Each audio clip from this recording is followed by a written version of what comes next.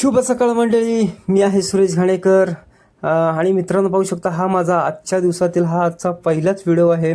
I hope हा video तुम्हाला आवडेलच. आणि मी चाललोय जॉबला. सकाळचे 11 वाजलेत.